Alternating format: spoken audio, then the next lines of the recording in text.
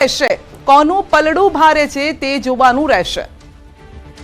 તો નગરપાલિકા સાથે જૂનાગઢ મનપા, જૂનાગઢ મહાનગરપાલિકાનું આવશે પરિણામ। જૂનાગઢના 13 વોર્ડના સેનાપતિ પણ આજે નક્કી થવાના છે। તો સૌથી ઇન્ટરેસ્ટિંગ આજનું જે પરિણામ રહેવાનું છે તેમાં જૂનાગઢ મનપા છે, કારણ કે સૌની નજર તેના પર બનેલી છે। ત્યારે સૌપ્રથમ ત્યાંનું અપડેટ જાણવા માટે અમારા સહયોગી સંજય પાસે જઈશું। જી સંજય, મતગણતરી પહેલા કયા પ્રકારનો ઉત્સાહ જે સેનાપતિઓ આજે નક્કી થવાના છે તેનામાં છે અથવા તો કાર્યકર્તાઓમાં છે?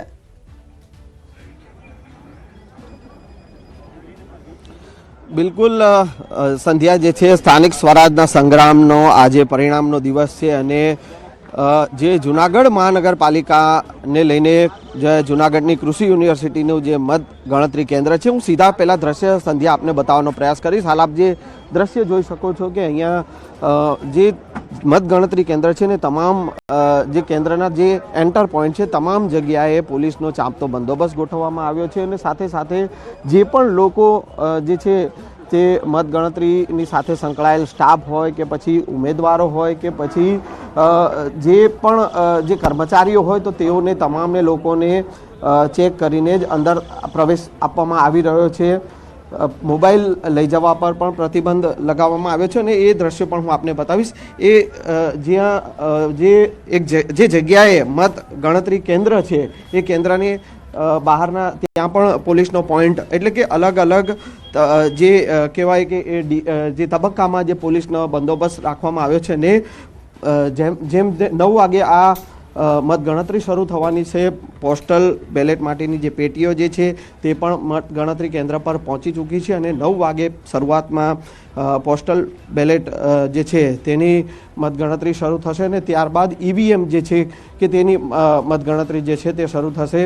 ઇન્ટરેસ્ટિંગ જે છે આ જૂનાગઢ મહાનગરપાલિકાની ચૂંટણી જે છે તે ખૂબ જ રસપ્રદ રહી છે, કારણ કે જે પ્રમાણે મતદાન થવું જોઈએ એ પ્રમાણે મતદાન થયું નથી અને પ્રમાણમાં નીરસ મતદાન જે છે તે જોવા મળ્યું છે। માત્ર ને 43-44% જેટલું જ મતદાન થયું છે, એટલે ક્યાંક ને ક્યાંક મતદારો જે છે કાં તો મતદાનથી અળગા રહ્યા છે, મતદારો ઉમેદવારોથી નારાજ છે કે પછી અહીંના જે સ્થાનિક પ્રશ્નો જે છે તેનો ઉકેલ આવ્યો નથી અને તેને લઈને ક્યાંક ને ક્યાંક મતદારો જે છે તેઓ મતદાનથી અળગા રહ્યા હોય તે પ્રકારનો જે છે દ્રશ્ય જે છે અહીંયા જોવા મળ્યું છે ચૂંટણી દરમિયાન। અને હાલ આજે પરિણામનો દિવસ છે એટલે અત્યારે 9 વાગે મતગણતરી શરૂ થવાની છે અને તેને લઈને તમામ જે મતગણતરી કેન્દ્રની બહાર જે છે પોલીસનો ચાંપતો બંદોબસ્ત છે અને તમામ લોકો જે લોકો અંદર પ્રવેશી રહ્યા હોય તો તેમને ચેક કરીને પ્રવેશ આપવામાં આવી રહ્યો છે। સંજય, જે રીતે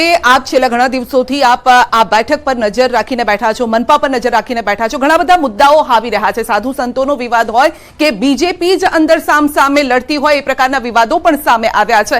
આપના મતે એવા કયા 3 પોઈન્ટ છે જેના આધારે નીરસતા પણ જોવા મળી છે, સાથે અમુક એવા મુદ્દાઓ જે છે આવી રહ્યા હોઈ શકે છે ને જેના આધારે આ મતદાન થયું હોઈ શકે છે?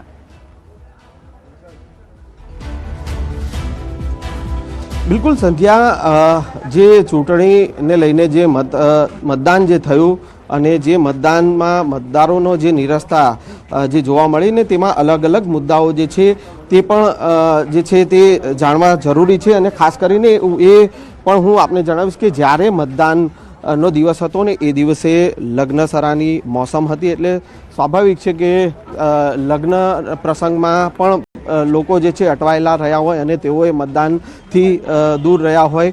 જોકે કેટલાક એવા જાગૃત મતદારો પણ હતા કે તેઓ જે છે જે વર હોય કે કન્યા હોય તો તેઓએ પહેલાં મતદાનને પ્રાધાન્ય આપ્યું છે અને ત્યારબાદ તેઓએ જે છે પોતાના જે પ્રસંગ હોય તેને પ્રાધાન્ય। આ જે મુદ્દો છે એ કદાચ એક કારણ બીજેપી પણ આજે કહી શકે છે આવનારા સમયમાં જ્યારે ગેસ્ટ આપણી સાથે ગેસ્ટ પેનલ જોડાશે તો આ એક કારણ કદાચ આગળ ધરી શકે છે। આપ અમારી સાથે જોડાયેલા રહેશો, આગળ પણ આ બેઠક વિશે વાતચીત કરીશું, મનપા વિશે વાતચીત કરીશું।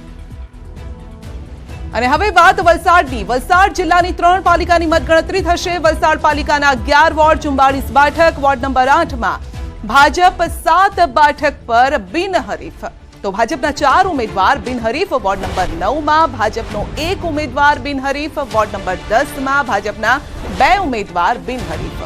વલસાડ પાલિકાની 44 બેઠકમાંથી 7માં થયું હતું મતદાન।